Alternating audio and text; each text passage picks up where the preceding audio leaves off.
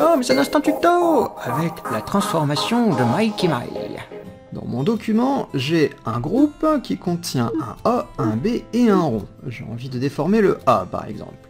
Je fais mon rectangle de sélection pour dire je veux sélectionner mon A. Et là, si jamais je n'ai pas la déformation de maille, je dois cliquer sur réglage du lanceur de zone sélectionnée, aller dans édition, transformation, et tout en bas, transformation de maille. Je fais ajouter et on le voit apparaître ici. Donc je fais fermer et je clique dessus. Attention pour ceux qui ont malencontreusement tourné un peu leur toile, eh bien si jamais vous faites une sélection et vous faites une déformation de maille, vous allez voir que c'est mal calibré. Donc non, annuler, on désélectionne et en bas de votre document vous avez réinitialisé la rotation. Hop, on clique dessus et maintenant nous pouvons faire un beau rectangle bien sélectionné. Dans le petit panneau propriété de l'outil, nous avons deux petites tirettes avec le nombre de points horizontal et vertical. Donc, voilà, j'en vois effectivement que j'en ai 1, 2, 3, 4. Donc si jamais j'en rajoute... 1, 2, 3, 4, 5, 6. Ok, donc je sais qu'à l'intérieur, je vais en avoir 4. Et donc mon périmètre est de 6. Si jamais vous avez pris le A et le B, ben, il va y avoir le B qui va être découpé. Exemple.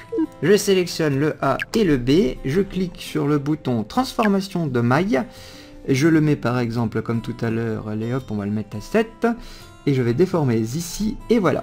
Donc ça va me déformer mon A et mon B, mais aussi, malencontreusement, bien sûr, ça va couper mon B qui est en dehors de la sélection. Donc, annuler, on recommence, tac, tac, tac, tac, tac, tac, et là je vais déformer uniquement ce point-là, en mode fortement, et là je fais OK, et on remarque que mon B n'a pas été influencé. Par ailleurs, ce qui est intéressant avec cet outil, c'est que par exemple j'ai cliqué sur groupe, je fais une sélection sur l'ensemble, je fais transformation de maille, et je peux, comme cela, déformer tout un ensemble de calques en même temps.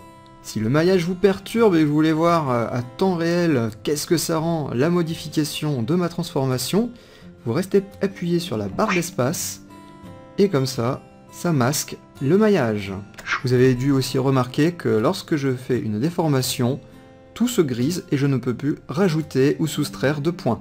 Voici une petite tête que j'ai fait à l'arrache. Alors comme vous pouvez remarquer, j'ai le nez qui est peut-être un poil trop rigide, un œil qui coule, un cou peut-être un peu trop prononcé par là, donc il va falloir le reculer celui-ci.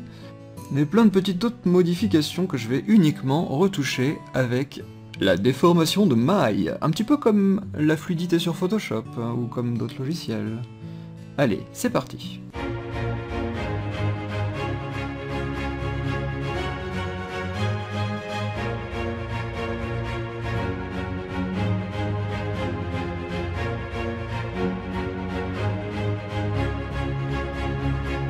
Après, il reste peut-être d'autres détails, mais dans l'ensemble, c'est plutôt correct, là, cette petite modification. Il n'y a plus qu'à regarder le avant-après et on voit que les déformations de maille étaient de mise. Bon, sur ce, bonne déformation.